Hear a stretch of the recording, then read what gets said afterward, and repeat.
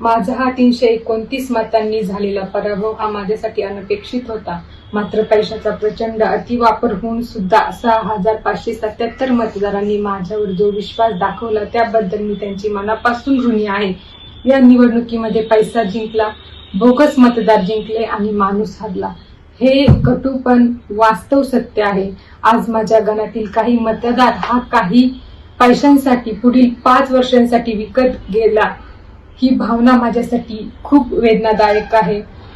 या निवडणुकीमध्ये विरोधकांकडून दारू सोबत ड्रग्जचाही मोठ्या प्रमाणावर वापर करण्यात आला.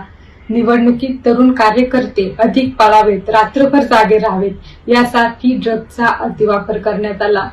याचा गंभीर परिणाम येणाऱ्या काळात नक्कीच दिसून येणार आहे. आज माझ्या गावात या निवडणुकीदरम्यान 30 ते 40 तरुण हे ड्रग्जच्या आहारी गेलेले आहेत. तरुण पिढी अशा प्रकारे बर्बाद होताना पाहणं हे माझ्यासाठी अत्यंत चिंताजनक आणि दुःखद आहे.